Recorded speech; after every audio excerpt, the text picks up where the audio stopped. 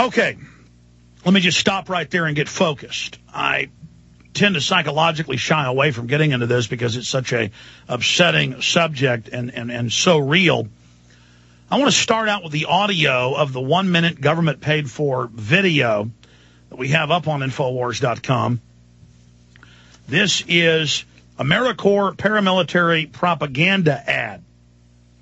And when you watch this ad and you study it, it's absolutely horrifying. When you have the background knowledge of what you're witnessing, it's even more horrifying. But anybody can watch this and say, what is this straight out of Soviet Russia or Communist China? I would say it's more akin to Communist China or Cuba, Communist Cuba.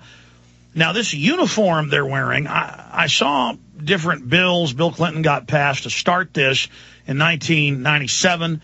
I talked about it in my film Police State 2000 in 1998. 99. But in some of the legislation they've passed, it says gray uniforms, and we have seen those. And that's going to be for more of the paramilitaries, more of the cream of the youth corps. Then the next category are going to wear red jackets with khaki shirts and khaki pants that looks like something out of a science fiction dystopia. And I know this because in the U.S., we first learned of this about 7-8 years ago. In England, we learned of this 2 years ago. They're also doing it in Japan, in Germany, in the Netherlands, in Ireland. And they're doing it with the Boy Scouts overseas, the Boy Scouts here. They're doing it with Secure Corps, division of AmeriCorps. They're doing it with public school children, putting them in uniforms, but only, on the weekends when they take part in federally funded under BATF, FBI grants, you name it. And so when I saw this video this morning put out by the federal government with taxpayer money, it shows them doing push-ups and squat thrust and, basic military maneuvers out in a military training field with officers in front of them in their new fascist uniforms with arm patches, armbands. I mean, it doesn't get any worse than this. And it horrified me because I keep seeing this same uniform pop up worldwide. This is global. So, ladies and gentlemen, here is the audio of the video. We don't stop. 4, 3, 5, 3, 5, 1. I am change. I've been around since the beginning of time.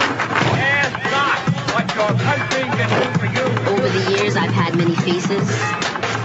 Over the years, I've had many looks. I have a dream.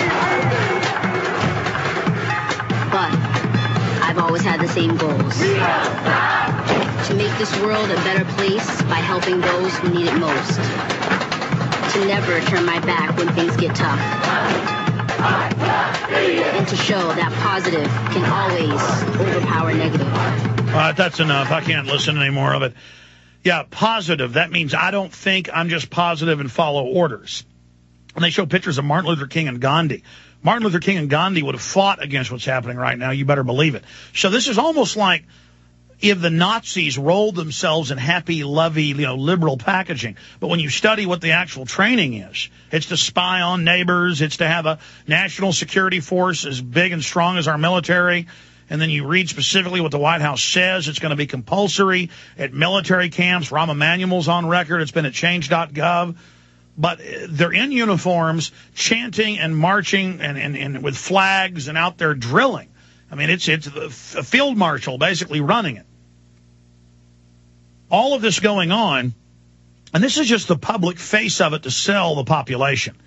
When you get down to the nitty-gritty, it's what the New York Times reported on. But again, they reported it with a positive light as well, with showing big color photos of 14 to 17-year-old Cub Scouts, Boy Scouts, marching around with MP5 submachine guns, practicing, quote, taking on U.S. veterans. And then you see all the mainstream articles over the last few years about how they're training every local department in the country, the feds are, to prepare for improvised explosive devices, and they're telling local police, harden your local facilities, get ready for terrorism. The number one threat is in Al-Qaeda now. It's former military people and gun owners, and the DHS report says that, and libertarians and don't tread on me people and folks that won't turn their guns in. And then you find out that under Secure Corps, and I first saw this 7 years ago in the Philadelphia Daily News, it said a division of AmeriCorps that you just heard the ad from, with them out marching around in red uniforms. You know, what is this, Mortal Kombat or something? And they're almost dressed like the bad guy from Mortal Kombat. I mean, this is really good. These are actual commie outfits.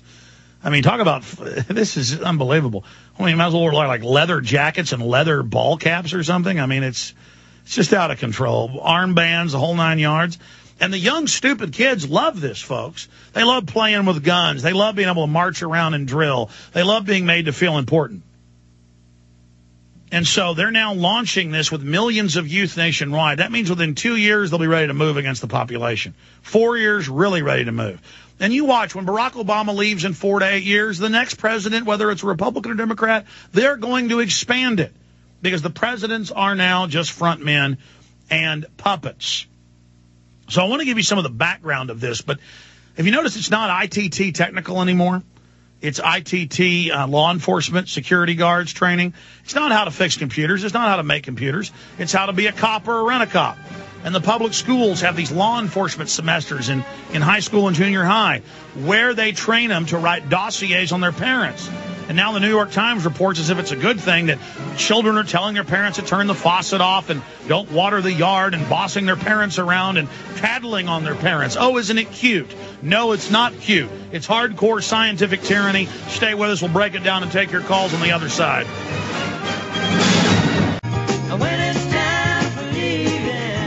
Welcome back, ladies and gentlemen. Yeah, you know, I don't want to do a disservice here. I don't want to come on air and just calmly report on this and in a way condition people to accept it. This is a big deal. This is really bad. Let's say there's a list of 100 things the government checks off to bring a nation to total tyranny and bondage and oppression.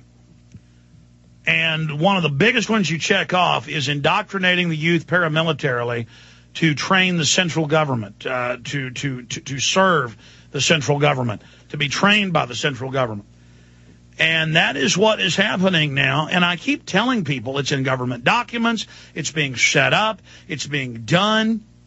When I was in high school, they were just now, this is like 18 years ago, hard to believe I'm getting that old, they were already setting up that you could take a law enforcement semester. But then it was just learning about it, and I didn't do it. Now I've gotten the grants, the federal grants to the schools, and the BATF or the FBI or the federal marshals or different grants. They federalize a local group of police officers or sheriff's deputies, and then they go teach the federal curriculum, and it is what is in your parents' medicine cabinet. And then it's let's go out with M16s or toy M16s at first, then real ones later, and do warrant service training. Let's practice running checkpoints.